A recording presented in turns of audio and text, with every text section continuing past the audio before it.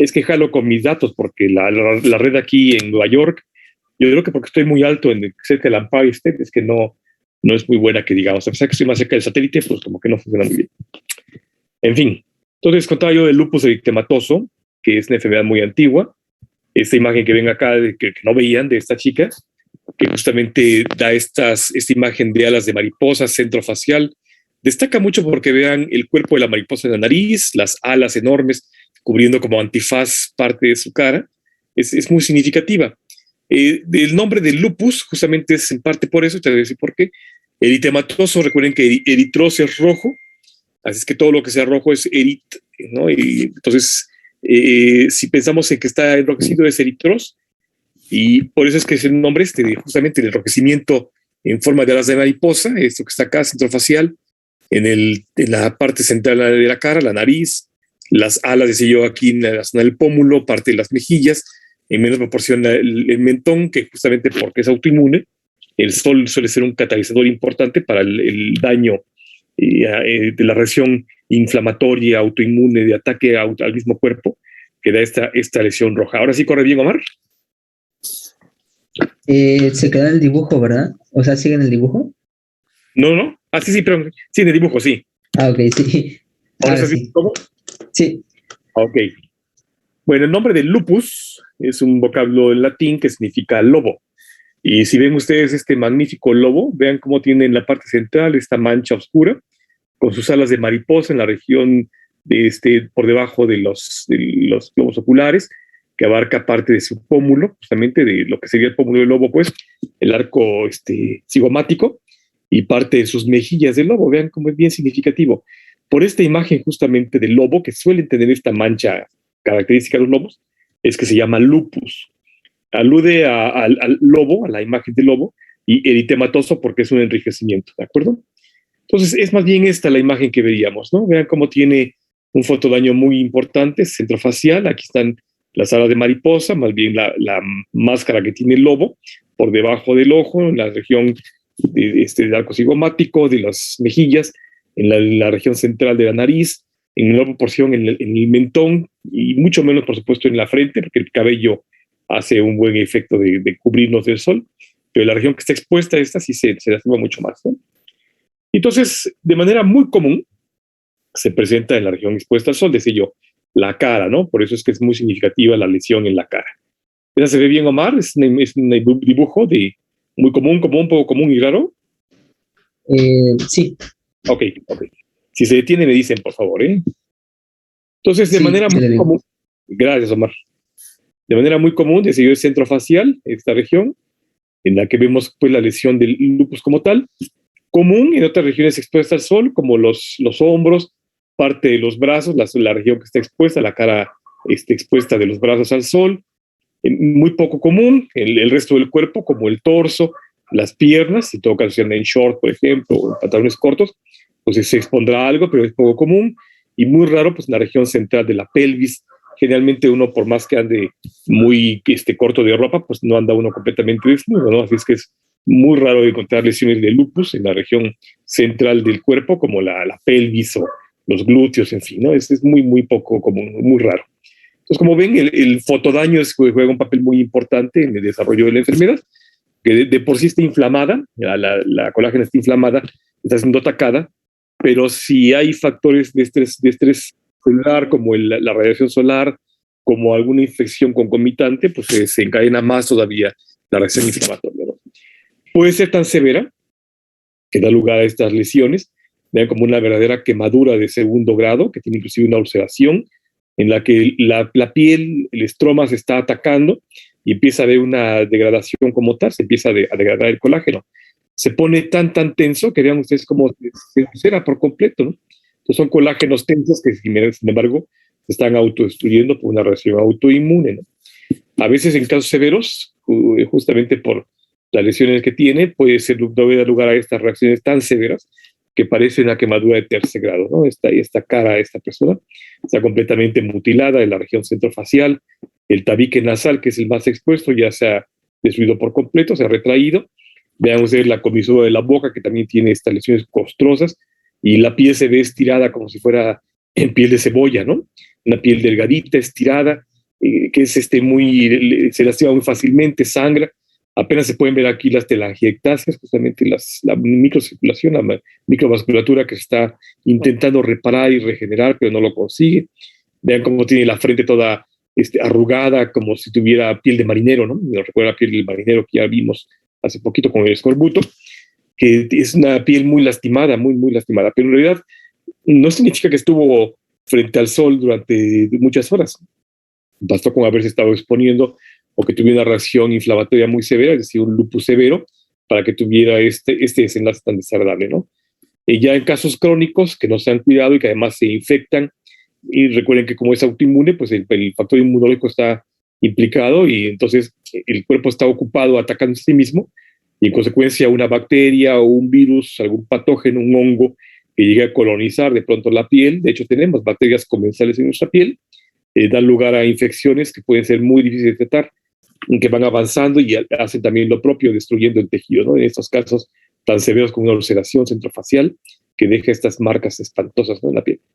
Las que son sumamente raras, como esta de la región glútea, es un varón que vemos que es hombre, tiene esta placa enorme lúpica, que es una placa gigantesca roja, aquí está la eritrodermia, justamente, eritrito rojo de hermosa piel, la piel enrojecida, con manchas duras, hiperqueratóxicas, con aumento de queratina, pues, y que si uno la toca se siente reseca, dura, como si fuera piel de cocodrilo, ¿no? Les da mucha comezón, mucho dolor, y va avanzando lenta y progresivamente, ¿no? Aunque es muy rara. Ahí son otras lesiones igual, crónicas, que también están muy lastimadas, eventualmente, insisto, colonizadas con otros patógenos, fundamentalmente hongos o bacterias que solemos tener en contacto directo, o inclusive como habitantes normales de nuestra piel, y que en esas condiciones de inmunidad comprometida, pues dan lo suyo, ¿no? Aprovechan y se vuelven oportunistas, dando lugar a infecciones muy, muy, muy severas, ¿no? Pues este es el lupus eritematoso, que sería el último modelo de una colágena endurecida, pero aquí empezamos a ver las reacciones autoinmunes, o sea, no solamente la falla en la síntesis de una colágena, sino además una colágena que está siendo reconocida como anormal, como que no es de nosotros. Hagan de cuenta que nos ponen un injerto de otro animal y entonces la colágena a ese animal se reconoce como que no es de nosotros y en consecuencia se ataca, no se autoataca. Por eso es que es muy importante la síntesis de la proteína, no solamente en la estructura, sino en la disposición de la proteína como tal, para que no sea reconocida como extraña, ni tampoco sea ni muy dura, ni muy laxa, ¿no? ¿Dudas de lupus, chicos? Todo bien, doctor. No, ninguna duda. Okay.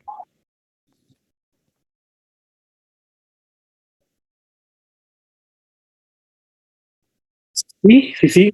La falla en la síntesis de la colágena, en el caso del lupus, hace que sea un colágeno, elastina, fibrilina y otras proteínas fibrosas, se reconocen como anormales, es decir, la síntesis de la colágena está tan mal que estas fallas en la estructuración hace que se reconozca como que no es propia, no es del organismo. En consecuencia se desarrolla una respuesta autoinmune.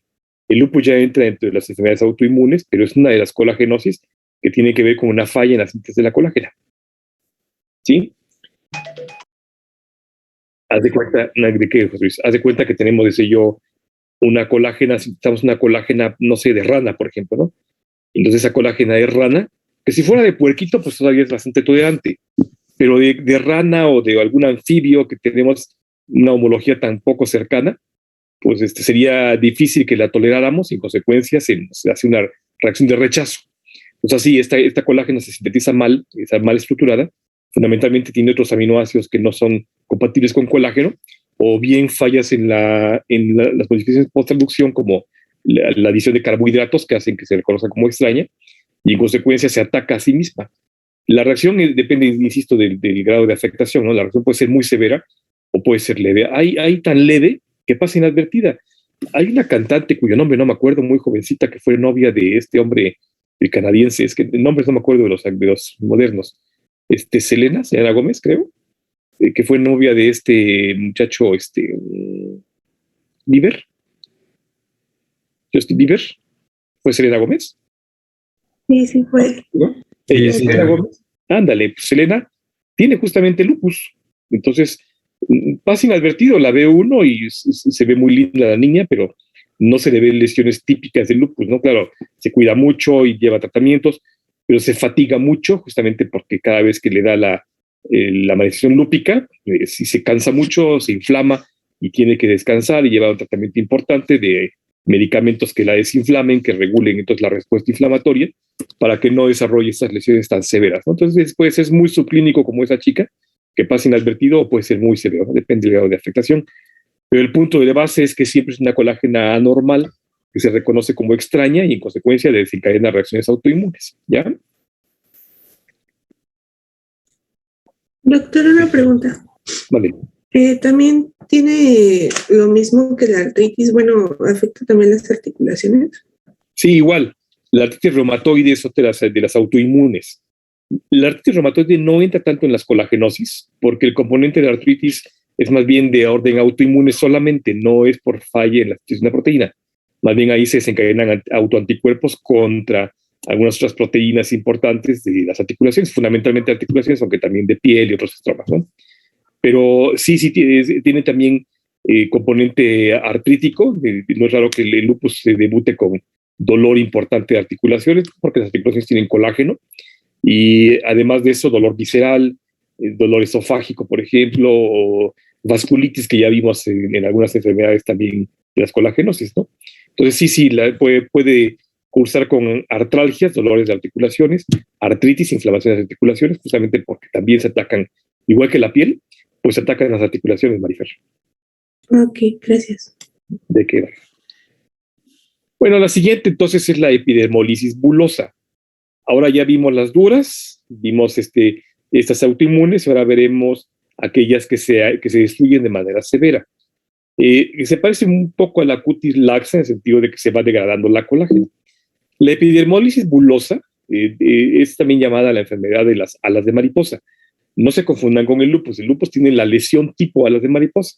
La epidermólisis bulosa se le llama la enfermedad de las alas de mariposa, justamente porque da una colágena sumamente frágil, se deshace solita, es más. Hay varios tipos de epidermolisis bulosas. Si pensamos en el nombre, epidermos significa la piel, es la capa más superficial, lisis significa destrucción, es un vocablo latín que significa destrucción, y la bula ahorita vamos a conocer qué significa la bula, es una ampolla. Podemos tener epidermolisis bulosas simples, por ejemplo, en la parte más superficial de la piel, suprabasal, en la parte de la base de la piel, las células de la base, justamente la basal, o bien esta de la pseudounión, donde se da en la lámina basal propiamente de la piel, ¿no? Podemos tener en la unión de las células con la lámina basal, o bien por debajo de esta, que es propiamente del tejido colagenoide propiamente, ¿no? O bien formas mixtas, ¿no?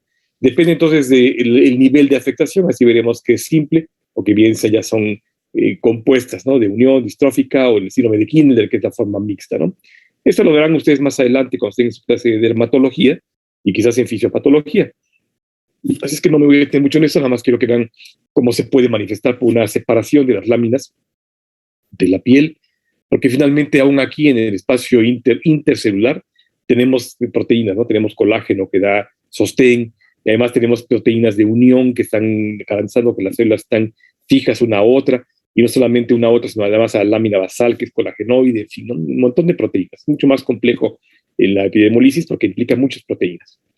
Entonces, si pensamos en eso y vemos entonces, por ejemplo, aquí en esta zona de la unión, aquí está el estrato córneo más superficial, las células muertas de la piel, un estrato granuloso, que se llama así porque las células parece que tienen granitos, luego el estrato espinoso, que son las células inmaduras que están surgiendo, y la lámina basal, que justamente son las células más primitivas, ¿no? las más embrionarias que tenemos en la piel, ¿no?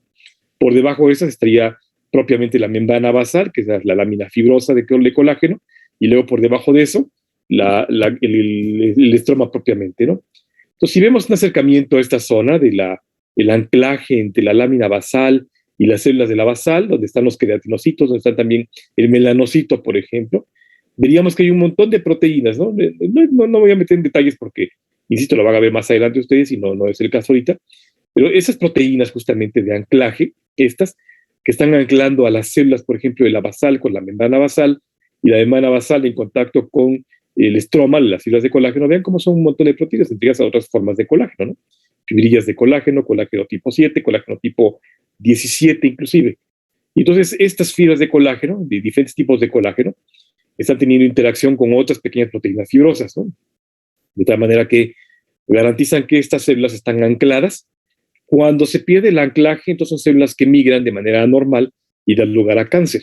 Entonces es muy importante eso porque mientras están ancladas a la membrana basal, a la lámina basal, y entre ellas mismas, o sea, esta comunicación entre ellas, no se malignizan ni tampoco dan lugar a formas celulares que pudieran ser dañinas para nosotros, ¿no? De esta manera que son solamente un ejemplo. Vean, aquí está el colágeno tipo C que le decía yo. Esa es una célula enorme, aquí está la lámina basal. Entonces, todas esas pequeñas proteínas, que son un montón, en ello la minina, aquí está el colágeno, hay integrinas, un montón de proteínas. Esas proteínas garantizan, digo, el anclaje. Y en todo caso, en la epidermolisis bullosa vamos a ver que se da una reacción autoinmune también por una falla en la síntesis de las proteínas, que se le conocen como extrañas, igual a colágeno, a integrina, a la minina y otras proteínas pequeñas de anclaje, ¿no? Entonces, esta reacción autoinmune a proteínas de unión es muy importante para el desarrollo de la enfermedad, ¿no? Debe estar eso para no aburrirlos más. Pero bueno, si vemos entonces la lámina basal otra vez, vean, aquí están solamente algunas proteínas implicadas en el anclaje, que no es tan sencillo, es muy complejo, ¿no? Hay un montón de proteínas que están teniendo comunicación entre sí, interacciones proteína-proteína o carbohidrato-proteína, entre ellas colágenos, diferentes tipos de colágeno, aquí está el 17, queratinas que están anclando las células para que no se muevan de ahí y se mantengan en su lugar, a menos que sea necesario migrar, ¿no?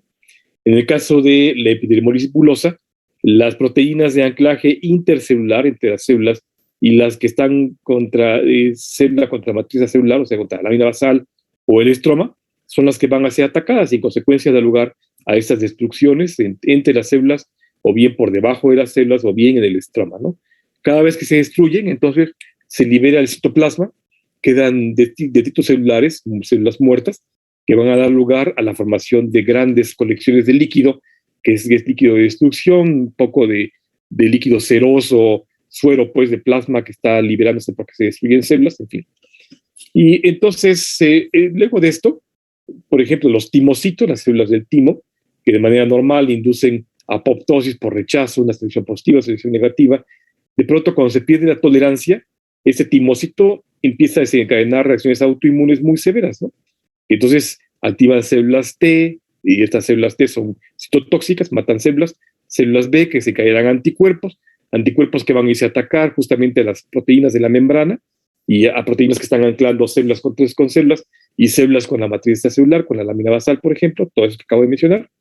Y en consecuencia, es un ciclo vicioso. Vean cómo estos neutrófilos se activan por los anticuerpos, atacan a las proteínas liberan fragmentos de proteínas, justamente por enzimas como elastasas, metaloproteinasas, un montón de enzimas que degradan toda la matriz celular, las proteínas del anclaje. Se pierde la adhesión, aquí está la pérdida de la adhesión, y en consecuencia da lugar a una supresión, a la reacción autoinmune, y ahí es un ciclo vicioso, ¿no? Como nuestro cuerpo reconoce como que algo está mal y son proteínas anormales y las está destruyendo, y se pierde el anclaje entre las células, además que se destruyen células, es un círculo vicioso que lleva siempre a destruir ahora las células que están perdiendo el anclaje antes de que se vuelvan malas, por si se están volviendo malas, no es cierto, se están desanclando porque perdieron a las proteínas. Y entonces esto es un ciclo vicioso que siempre es repetitivo y cada vez más hasta que llega el punto en que se hacen cosas espantosamente grandes inmunológicas, ¿no? Me salto esto que es exactamente lo mismo que me estaba mencionando, ¿no? Les quiero platicar de las lesiones elementales de la piel. Las van a conocer ustedes en la clase de dermatología en unos años, en cuarto año. Pero en todo caso, quiero que ya las empiecen a ver porque vamos a ir viendo poco a poco no solamente bioquímica, sino algo de clínica, ¿no? Entonces, le llamamos vesícula a estas lesiones de contenido líquido, finalmente suero plasmático, seroso, o bien con sangrita, hemorrágico. Si mide menos de medio centímetro, 0.5 centímetros, le llamaremos entonces de vesícula, ¿no? Son las ampollitas típicamente pequeñitas, ¿no? Pero no llamamos ampolla, llamamos vesícula. Le llamaremos pústula cuando el contenido no sea seroso, sino más bien es purulento. Por ejemplo, que tengamos alguna infección viral como la varicela, que no solamente tiene suero porque se está inflamando, sino que está infectada por el virus, y en consecuencia tiene pus adentro, ¿no? Si es de material purulento, inflamatorio o infeccioso, le llamamos pústula, y también son pequeñitas. Cuando esta lesión es más grande, más de medio centímetro, no le llamamos vesícula, le llamamos ampolla. Y entonces esta ampolla es igual de contenido seroso, o sea, es plasma, de más de medio centímetro, y si ubica solamente en la epidermis, la capa más precisa de la piel. Quemaduras de primero y segundo grado nos daría lugar a ampollas y a vesículas, ¿de acuerdo? Algunas otras enfermedades como quemaduras químicas, quemaduras solares, irritaciones, fricciones, por ejemplo, agarrar herramientas no estamos acostumbrados, nos genera entonces vesículas o ampollas. Entonces, depende del tamaño, le diremos vesícula o le diremos ampolla, ¿de acuerdo?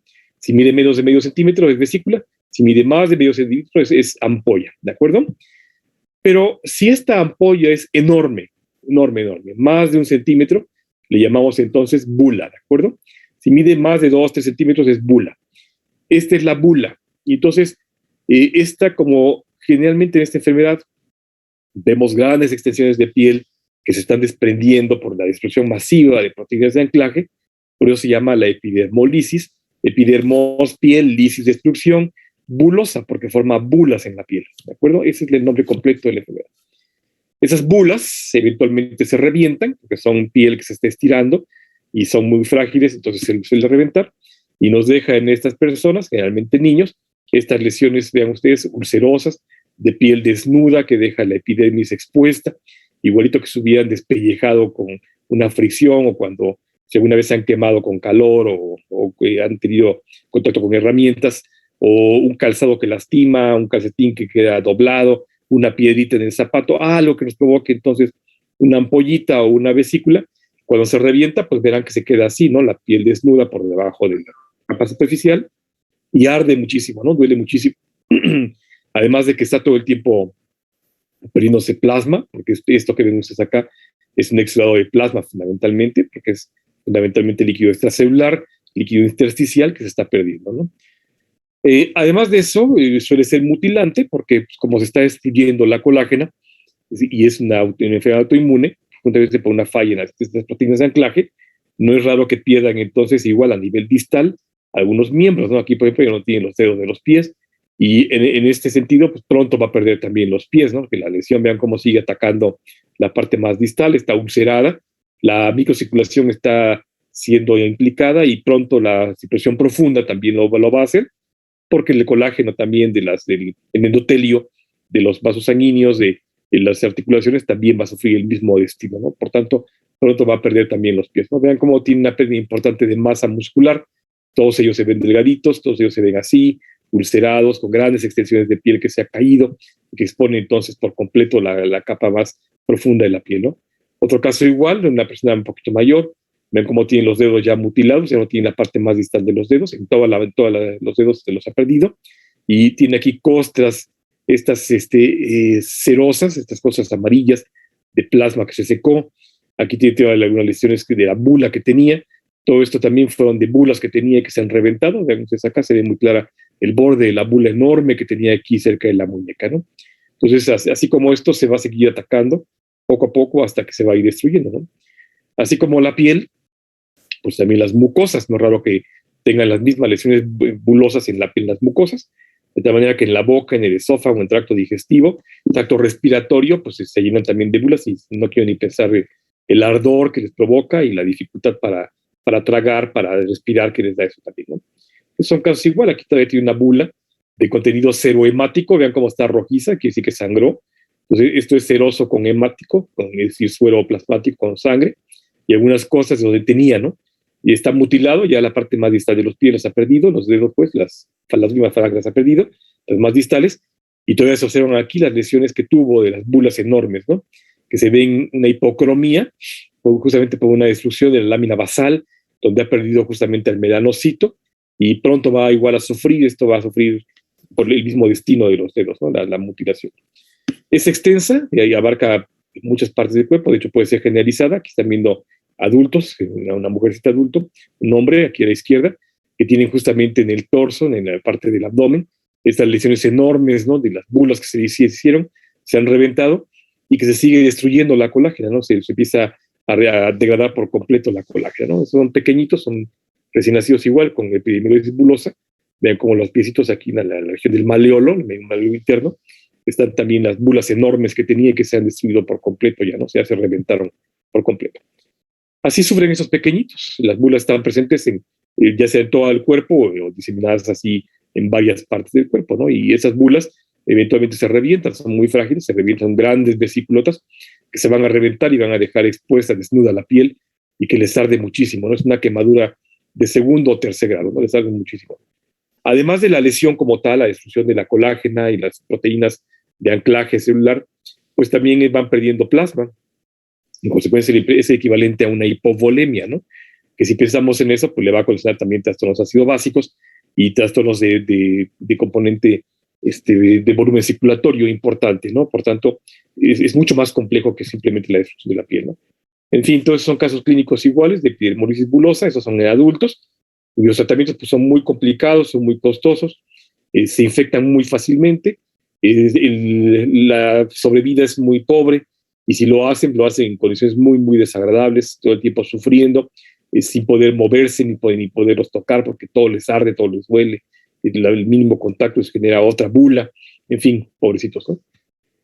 Histológicamente vemos esto, el desprendimiento pues de las regiones aquí está la lámina basal, este es un corte histológico de piel, aquí estamos viendo donde está el puntero, la capa córnea, la más superficial, células muertas, aquí están las espinosas, justamente, vean ustedes, aquí se ven justamente algunas células espinosas, luego la dermis profunda, que tiene aquí, ahí estaría la lámina basal propiamente, se ha desprendido por completo, vean ustedes acá, todos esos que ven ustedes acá, esos puntos morados, es un infiltrado inflamatorio de células linfocitos T, linfocitos B, aquí está un B, por ejemplo, que están atacando justamente a toda esta colágena que reconocieron como extraña, normal, y las proteínas de anclaje, ¿no? Integrinas, facolinas, en fin, un montón de proteínas de anclaje que están siendo reconocidas también como extrañas.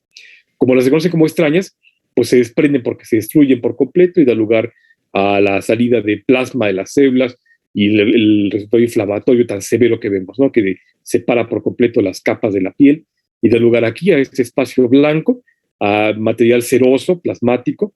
Aquí está todavía parte de la lámina basal, hasta por aquí donde está mi puntero está el estroma, ¿no? Todo eso es el estroma. Eso seguramente es un vaso sanguíneo, que es lo que estoy mencionando acá, y todo esto que están viendo ustedes acá, como estas células, son células plasmáticas, células inflamatorias, linfocitos, macrófagos polimorfonucleares que están pues atacando a nuestro propio tejido, ¿no? Como tal. En fin. ¿Dudas, chicos? Yo tengo una duda, doctor. ¿Habrá o existirá algún tipo de tratamiento para las personas que padecen al bula? Sí. Insisto que el tratamiento en esos casos es siempre más bien paliativo. No, hasta la fecha no existe un tratamiento definitivo como tal en el que uno pueda detener la progresión de la enfermedad. Lamentablemente, estos casos que acabo de mencionar, esos que están viendo ustedes acá, lamentablemente tienen una cronicidad, o sea, durante mucho tiempo, años, requieren de un tratamiento muy costoso, muy delicado, siempre están haciendo curaciones. Imagínate esta persona que está viendo aquí, por ejemplo, enfrente, ¿no? Esta, o este de acá, ¿no? Imagínate tenerlos así, con sábanas estériles, porque se infectan fácilmente. De por sí su organismo está ocupado atacando a su propio cuerpo y en consecuencia una bacteria, pues aprovecha las condiciones autoinmunes que tiene, ¿no? Para colonizar, en fin, ¿no?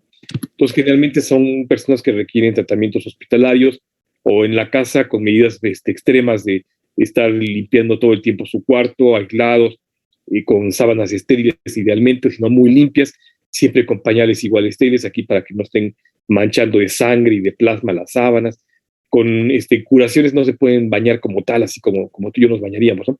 Lo que tienen que hacerse baños especiales con antisépticos y soluciones que algo promuevan la reparación celular, la regeneración, eventualmente injertos, pero es muy complicado porque de aquí de dónde tomas un injerto, mira, por ejemplo, esta lesión ulcerosa enorme que tiene acá, esta o esta de acá, ¿cómo cubrirla con un pedazo de piel de acá si esta piel también va a ser atacada, ¿no?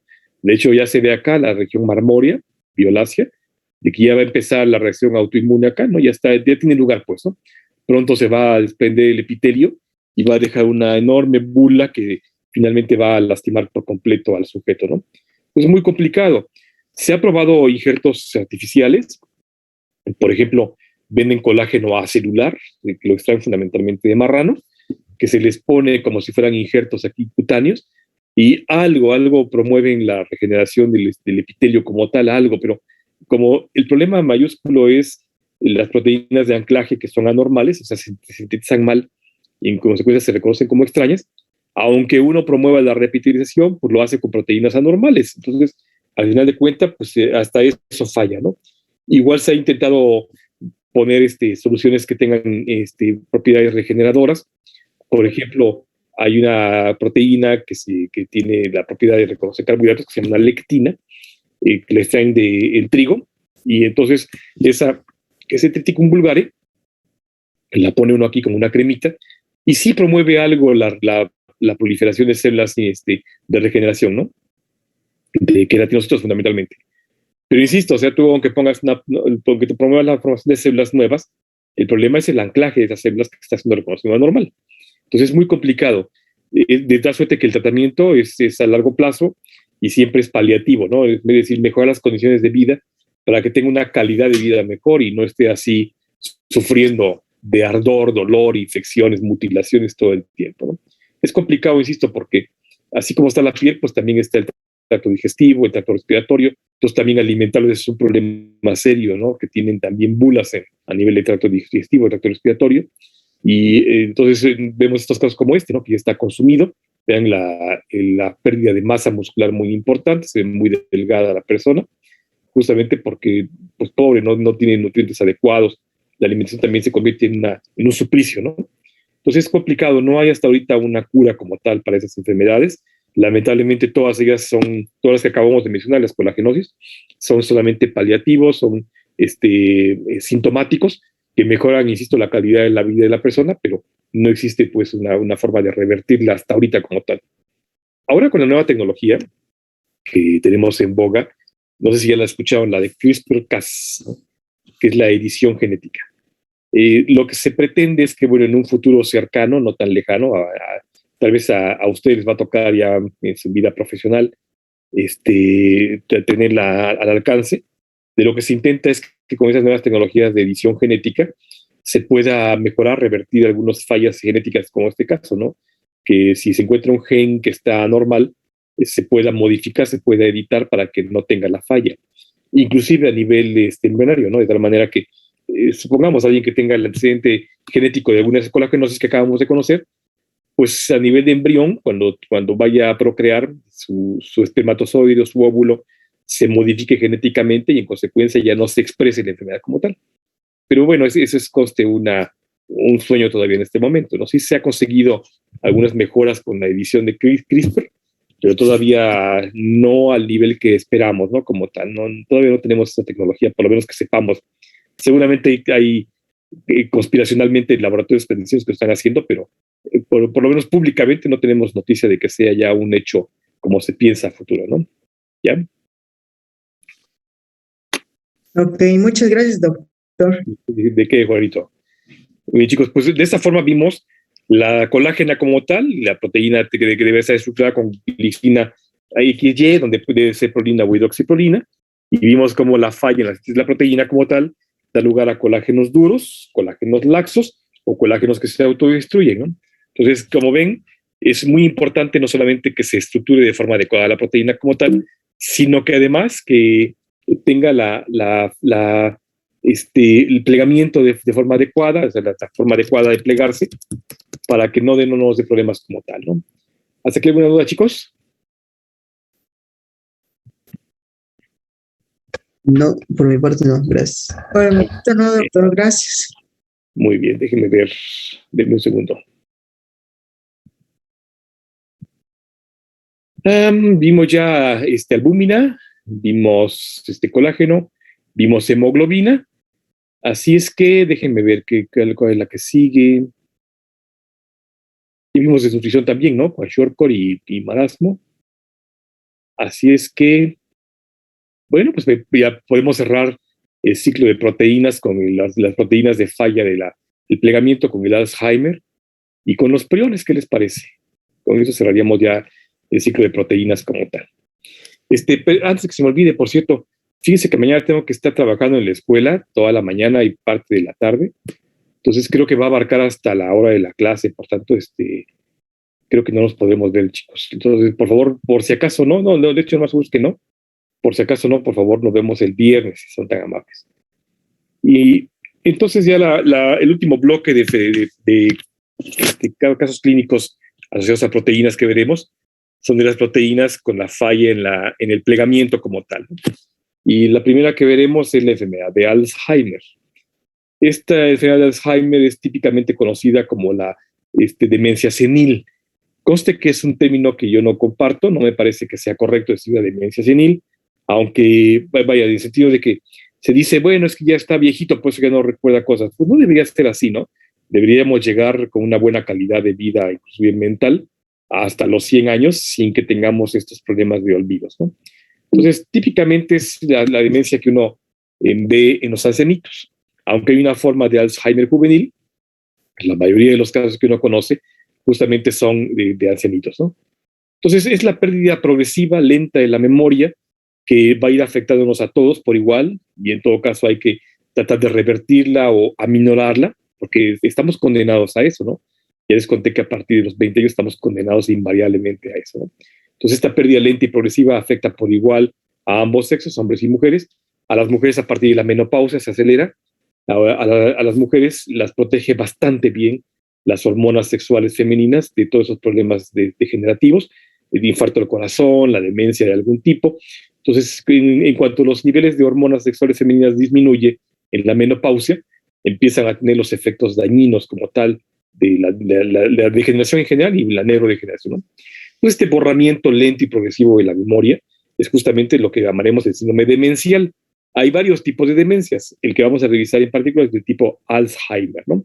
Entonces, esta demencia de tipo Alzheimer, vean ustedes, a partir de los 20 años se activa en todos nosotros, por igual, una serie de proteínas que van a empezar a degradar a otras proteínas, a liberarlas y a depositarlas a partir de los 20 años de edad, conste. De tal manera que cuando llega más o menos, como es lento y progresivo, cuando llega a los 30, 40, 50 años, tenemos un depósito de esta proteína, particularmente la que se llama amiloide beta, que luego, después de esto, activa la microglia, las células de defensa en nuestro sistema nervioso central, y hacen entonces que se ataquen a otras proteínas de las neuronas, dando lugar a un depósito de otra proteína que se llama la tau, que está aquí, para que finalmente, vean ustedes, empezó a los 20 la historia, y entonces cuando llegamos a los 80, o sea, 60 años después, empezamos a ver la pérdida neuronal para partir de los 80 años de edad, con los síntomas propiamente, ¿no? Por eso es que se ha sido llamada la demencia senil. Esto concorda con la Asociación Americana para el Alzheimer, ¿no? En 2019 hizo esta cinética, pues, de la enfermedad como tal. Pero insisto, es llamada la demencia senil en el sentido de que se presenta en la edad senil. Sin embargo, puede presentarse también en la edad juvenil, ¿no? La describió este caballero, un neurólogo, psiquiatra alemán, Aloysius Alzheimer, que justamente trabajando en los psiquiátricos de la época, en el principios del siglo XX, en el 1901, examina justamente a varios pacientes, entre ellos a una en particular, que fue muy interesante el caso, ¿no? Lo que a Alzheimer le llamó la atención es que trabajaba en un psiquiátrico y él pensaba que no todos los casos de demencia como tal eran justamente por mera locura, sino que algunos de ellos tenían que ver un trasfondo neurológico. Es decir, antes de 1901, antes de Alzheimer, cualquier sujeto que perdía esta razón como tal o desconocía a la gente se consideraba loco. Y entonces eran mandados a los psiquiatras. Este hombre que trabajaba en los psiquiátricos dijo que no necesariamente era así, no era una cuestión meramente psicológica, ¿no? En particular, trabaja mucho con una paciente de Augusta Deter, muy joven, de 51 años de edad, con un cuadro de agitación, confusión y ansiedad, ¿no? Ella era Augusta Deter. Y entonces, esta mujer, cuando llega, apenas si balbucea palabras, no reconoce a sus familiares, la utilizan por eso, porque además se pone agresiva. Debe ser muy complicado, ¿no? Imagínense qué espanto, que de repente sienta uno que estás en un lugar extraño, con gente que no conoces, que además no te deja salir, te dice que te puedes lastimar y pues tú no te quieres lastimar y sin embargo sientes que te tienen cautivo. Pues debe ser muy, muy aterrador eso, ¿no? Y sentirse como cautivo en un lugar extraño, ¿no? Evidentemente se ponen agresivos, quieren ir con su familia, lo que no saben es que están con su familia. Entonces lo lleva a que los hospitalicen, justamente porque son un peligro para sí mismos o para los demás, pueden lastimarse o lastimar a otros. Esta mujer cuando llega con Alzheimer, apenas si balbuceaba y de hecho decía que era la señora D, así la conoce Alzheimer. En un momento de lucidez le logra decir que se llama Augusta, ¿no? Entonces, esta mujer, que fue el caso más cercano de Alzheimer, fue tan interesante el caso, que tenía momentos de lucidez, momentos de demencia severa en la que no reconocía a nadie, se ponía muy mal, no podía ni moverse. Cuando fallece, el doctor Alzheimer convence a la familia que le permitan examinar el cerebro, porque estaba convencido de que algo no estaba bien. No era nada más una locura como tal, una psicológica, pues. Y la familia accede, fue pues muy importante porque la familia accede. Y entonces, no solamente el doctor Alzheimer como tal, aquí vemos una fotografía de él en 1906, con grandes personalidades de la biología, ¿no? Robert Gobb, que seguramente lo van ustedes a conocer en la biología, por sus descripciones en las células somáticas, el doctor Kraepelin, que hizo también trabajos muy interesantes desde el punto de vista neurológico, y más importante, el doctor Franz Niels. Cuando tengan ustedes el laboratorio de histología, van a ver la tinción de Niels, justamente. Entonces el doctor Franz la desarrolla, la tinción, justamente porque el doctor Alzheimer se lo pide. Entonces es parte de la historia de la biología y la medicina muy interesante, ¿no? Que se hayan conocido estos dos caballeros, a Louis Alzheimer y Franz Niels, y que Alzheimer le haya pedido a Niels que desarrollara alguna técnica de tinción especial para el cerebro, es muy interesante, ¿no? Hoy en día utilizamos la técnica de Niels precisamente para teñir proteínas y para teñir cerebro, ¿no? En fin, cuando muere Augusta Deter y se examinó su cerebro, Niels desarrolla esta, que es la tinción aminocúplica de Niels. Y entonces lo que ven ellos acá es una fotografía original de la época. Lo que ve el doctor Alzheimer le sorprende muchísimo porque compara cerebros de pacientes en teoría sanos neurológicamente, que había conseguido de la morgue y que no tenían antecedentes de haber muerto con algún grado de demencia o algún problema neurológico, sino accidentes, asesinados, en fin, algunos presos. Entonces, cuando examina los cerebros de esos sujetos que no tenían problemas neurológicos y los compara con el de Augusta Deter, observa que existe este depósito más oscuro que están viendo ustedes acá, que no existía en los otros cerebros. Entonces, él llega a la conclusión de que algo se está depositando en el cerebro de las personas con este tipo de demencia, que es lo causante de la enfermedad, ¿no? Y por eso se desarrolla la historia como tal de la enfermedad de Alzheimer, ¿no? Aquí están algunos trabajos originales de justamente el doctor Alzheimer con Augusta Deter, y esas son justamente sus tinciones aminocúplicas con la tinción de Niels, donde vemos acá esas proteínas llaman con un acercamiento. Quédense con esta imagen, por favor, de proteína en flama, que es muy interesante, ¿no? Esta proteína en flama la vamos a conocer más adelante como una colapso neuronal típico del Alzheimer, ¿no? Que apenas se observa aquí, ese por ejemplo que están acá, y algunas placas redondas como estas, ¿no? En fin, vamos a conocer, y les pido que para el viernes revisen, por favor, la proteína amiloide beta, que luego se libera como un péptido amiloideo, y que una vez que se libera, se va a agregar como tal, como si fueran agregados de proteínas, o sea, esta va a formar estos agregados de proteínas. Lo interesante es que esa proteína amiloide beta, que es fundamentalmente alfa-helicoide, con algunas regiones supersecundarias de tipo ASA, esas que están vistos acá, es esencialmente alfa-helicoide, conste. Cuando se agrega, es decir, esta se agrega con otra proteína igual, cambia su estructura hasta un 80% a lámina beta. Entonces, esta lámina beta, aquí está una proteína en azul, aquí está otra proteína en verde, otra proteína en verde más clarito, otra proteína en naranja, aquí está más naranja más oscuro. Esta agregación de proteínas láminas beta hace que se haga una placa enorme que es insoluble y que es imposible de degradar. Por eso es que a partir de los 20 años de edad, que se activa el reloj biológico para las proteínas que cortan esa proteína, nos da en toda la torre porque empezamos a depositar esto, la placa amiloidea. Entonces, por favor, revisen para el viernes, mañana nos vemos, el viernes la proteína amiloide beta, que es la primera que vamos a empezar a revisar de la enfermedad de Alzheimer, y luego veremos cómo esta agregación de proteínas hace que la otra proteína, la proteína tau, también empiece a dar de las suyas, ¿de acuerdo? ¿Dudas, chicos?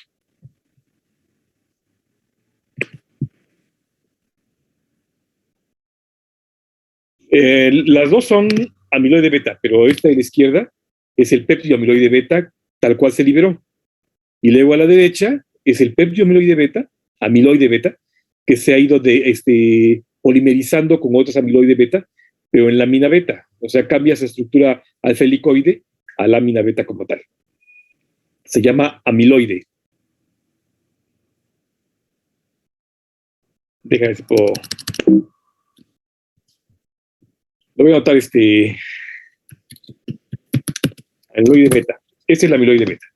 Esta es la forma monomérica y esta es la forma polimérica. Lo interesante, insisto, es que cuando se hace polímero, se agrega como si fuera lámina beta. ¿ya? O sea, cambia su estructura tridimensional de una proteína alfa helicoide, cambia a una proteína beta lámina, ¿de acuerdo? ¿Sí la ves, José Luis? Ah, bueno. Pues, ¿dudas, chicos? No, doctor. No, doctor. No, va mi foto del recuerdo. Hola, Adri. Hola, Gaby. Hola, Ale. Dani. Daniela. Julio César. Normita. Juan Carlos. Hola, José Luis. Marifer. Qué gusto verlos, ¿eh? Cuídense mucho. Va mi foto. Sonrían. Gracias. Vemos el viernes, por favor. Mañana no puedo verlos. El viernes, por favor, vemos las proteínas amiloide beta y la proteína tau. T-A-U. ¿De acuerdo? Gracias, chicos. Cuídense mucho.